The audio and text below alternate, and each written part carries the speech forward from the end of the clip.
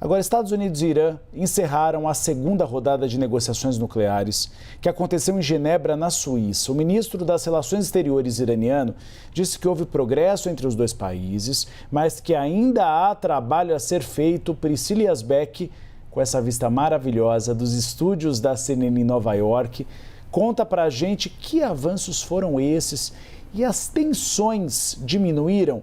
porque o Irã fechou o Estreito de Hormuz, que é um dos mais importantes do mundo para escoamento, principalmente de petróleo mundial, e isso pode afetar a economia como um todo.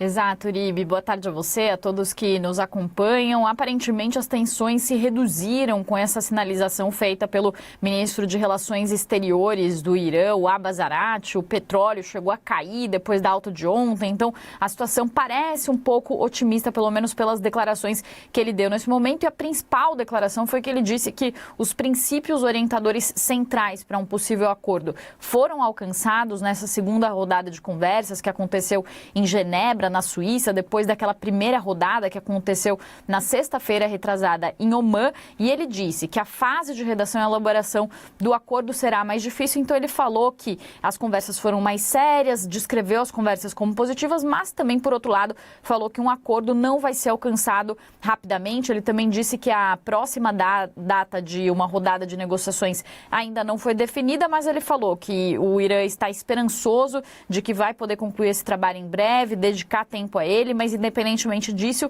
quando se chega ao texto, o trabalho se torna mais detalhado e mais difícil. Ele também falou que os dois lados concordaram em preparar rascunhos do acordo e trocá-los antes da próxima rodada de negociações, e também falou que é claro que ambos os lados têm trabalho a fazer para se aproximar, mas que pelo menos agora há uma estrutura e um caminho mais claro a seguir. Então, há esses princípios aí para um acordo entre Irã e Estados Unidos, e isso, Uribe, em meio a essa tensão e mobilização militar, como você falou, acontece dos dois lados, tanto dos Estados Unidos, que enviaram 2 grupos de ataque à região do Oriente Médio, incluindo o porta-aviões Gerald Ford, que é o maior do mundo, com capacidade para mais de 90 aeronaves, que foi enviado na sexta-feira à região, e do lado do Irã também acontecem esses exercícios militares no Estreito de Omã, com a Guarda Revolucionária Iraniana, e o Estreito de Hormuz ficou fechado parcialmente por algumas horas, tanto ontem quanto hoje, lembrando que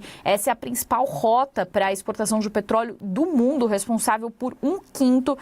do volume de petróleo que é exportado e que vem desses países que são produtores de petróleo e que escoam esse petróleo tanto para a Ásia quanto para a Europa. Mas só para dar uma ideia de como a situação aparentemente se acalmou, o petróleo do tipo Brent, que é a principal referência para o mercado de petróleo global, ontem chegou a subir 1,33% depois desses exercícios e com o início dessas conversas, sem se saber se Estados Unidos e Irã conseguiriam superar alguns impasses, e hoje já está caindo mais de 2% para $67,77, portanto, mostrando que esse ganho aí com essa tensão foi devolvido, e agora o petróleo cai, mostrando que, de fato, os investidores talvez vejam aí uma luz no fim do túnel com essas falas do chanceler iraniano. O que tinha de impasse, o que havia de impasse, mas que ainda não foi detalhado ali se foi superado? Os Estados Unidos querem ampliar a pauta, não falar só estritamente do acordo nuclear, mas também do arsenal de mísseis do Irã e também do apoio do Irã a grupos armados na região. E o Irã queria falar apenas da questão nuclear e não estava aceitando o enriquecimento zero de urânio, algo que seria exigido pelos Estados Unidos. A ver como se deram essas conversas. Até o momento não há falas especificamente sobre esses impasses, mas para ver se de fato esses pontos vão ser superados e se ambas as partes vão chegar a um acordo evitando um conflito armado, Uribe.